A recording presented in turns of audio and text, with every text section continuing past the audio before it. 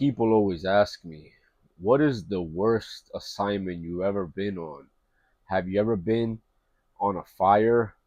And in this video, I want to share with you, by far, one of the worst 5 alarm fires in New York City that I've ever been on.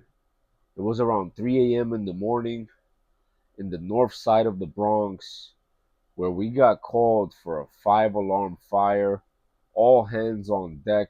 And when we got there, the block was super duper crowded with the people that were evacuated, the neighbors that were evacuated, with fire trucks, with ambulances, with police cars, and all these first responders and bystanders and the neighbors of the building that was in flames.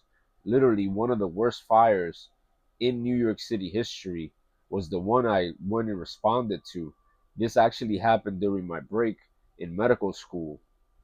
And when I went ahead to respond, I was driving the ambulance, and my partner was the paramedic with least experience. And there's an unspoken rule with paramedics with most experience are the ones that drive, and the paramedic with least experience is the one that does the patient care so he can increase his patient encounters.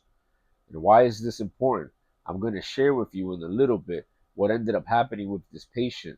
But either way, we ended up parking because of all the commotion that was going on 2 blocks away from where the fire really was. And on the bag, on the stretcher, what we did is we put all our bags, we put our monitor, our extrication device, we put our oxygen, our trauma bag, um, everything that a advanced life support ambulance needed to have, we had on our stretcher. And as we're walking towards the fire incident, as we're getting closer, we're running through and walking through a lot of bystanders who was just clearing the way for us because there was a lot of injured people. And as soon as we got there, less than 10 seconds later, they bring a person out on a Stokes basket. A Stokes basket is like this big human-sized basket. It's basically like a plastic coffin. He came out of the burning building with that little bit of time on scene. It was almost as if he, for lack of better terms, it was almost as if he was fresh out the oven. And that very moment, as everything was racing and we were trying to help him and clearing out the stretcher, I'm taking in all the horrors of the people screaming for him. I felt for him. The bystanders, they felt for him. Women were screaming. Apparently, some people recognized him and they felt sorry for him. And times like that, you got to realize we're all human. Yes, like I'm a paramedic. Yes, I'm here to help you, and you are the burn victim. But what's happening to you can happen to me. And it gave me so much empathy to really try to help this brother, to really try to save his life, to try my best to give him the best care that we can under these dire circumstances. This was a father. Even though I wasn't a father at that time, I felt the urgency for what he was trying to do to save his wife. He was trying to save his kids' lives. He was trying to save his family. And I would have run back in that building just like he did to save my family, even if it would cost me my life.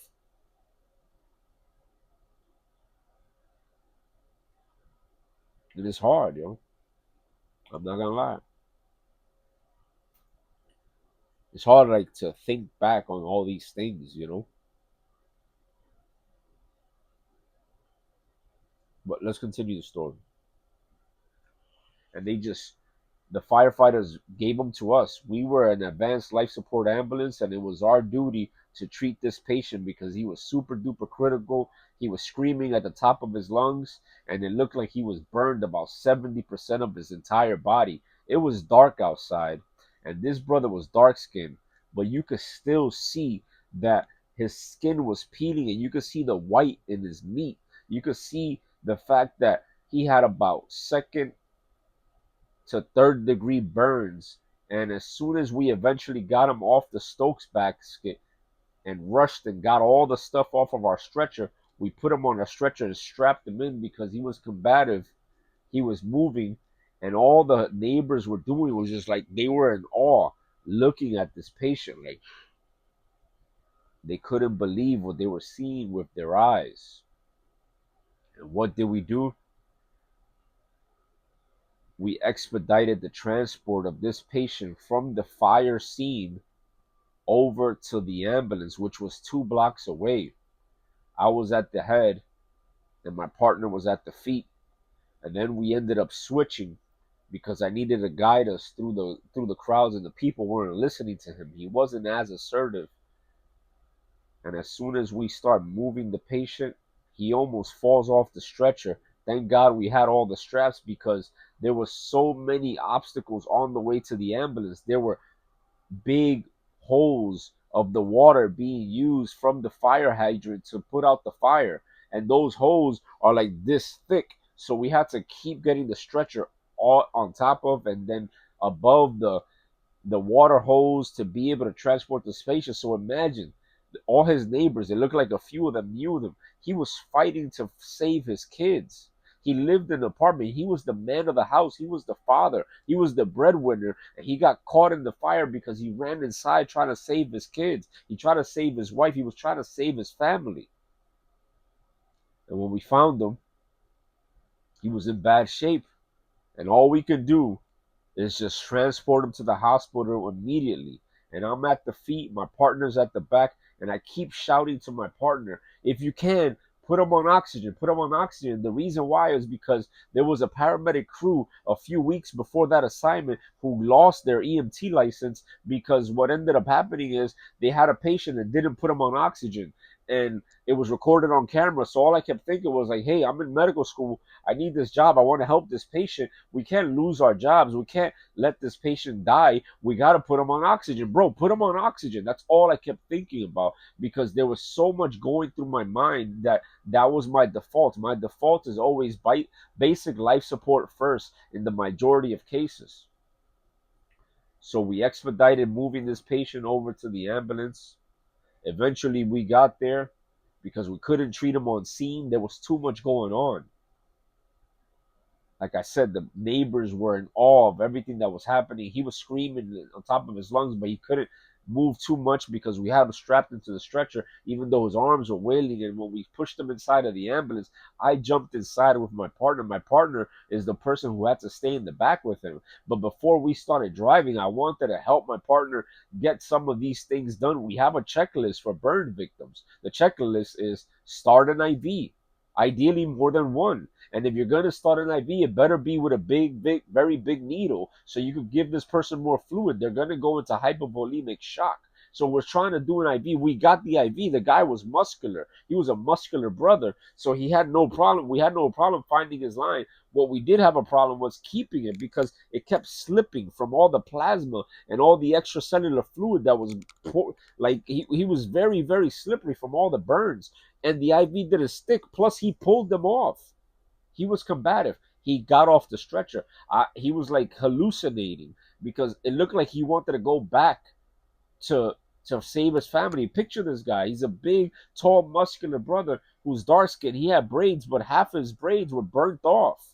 He had oral trauma. You could tell that his mouth had inhalation injuries. We were like, the idea was to get this guy to the hospital as soon as possible. The hospital, the burn center, was about 7 minutes away. We tried our best to stabilize him before arriving, and it was pretty much in vain. We try to start the IV. We try to prepare him for pain management, and he was just combative with my partner, and I had to drive because of the unspoken rule that I said before. My partner needed the patient encounter. It's like an unspoken rule. So my partner needed the patient encounter. I knew exactly where the hospital was. I was much more comfortable maneuvering the ambulance for very, very strenuous and critical emergencies similar to the one I'm sharing with you here.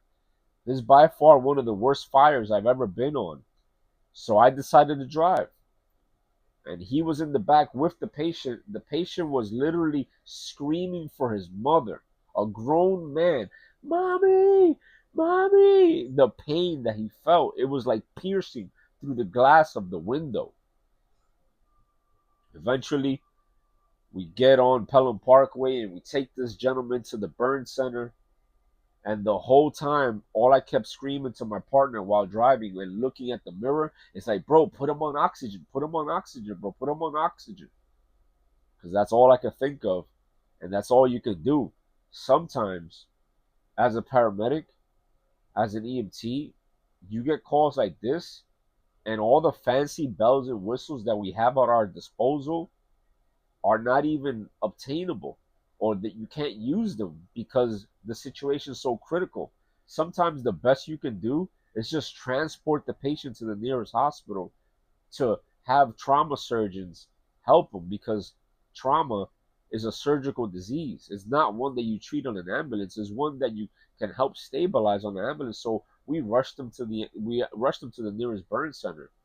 And when we got to the burn center, everybody was waiting. You had other patients from the same fire who got there before him. You had other patients that were coming in after him, and we tried our best to even get him inside the hospital. But he was combative on the. It wasn't like he wanted to fight my partner. He was just fighting physically trying to hit my partner. He was just trying to control the situation because he felt out of control. And to see this big brother, his skin was peeling, his braids were half off.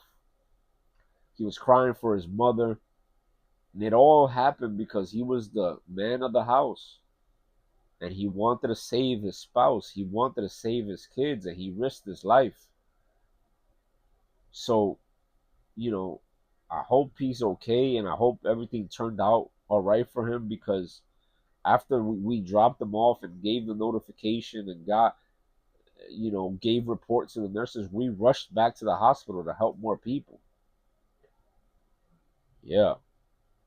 I can still smell the fire to this day. If you've done fires, 5 alarm fires in New York City or in different parts of the country, big fires, you could smell them. The smell, the soot of the call, it gets in your boots, it gets in your clothes, and for some reason, right now, I'm feeling like the smell and how thick the air was, and we didn't have time to feel what we witnessed. It was like watching a scary movie. But either way, my people, just want to share that with you. A lot of people ask that question. They want to know like the type of things that happen while working in New York City as a first responder. A lot of people are interested in that, and that's by far one of the worst fires I've been on. And I hope that helps you some way, somehow. All right, my people. Peace.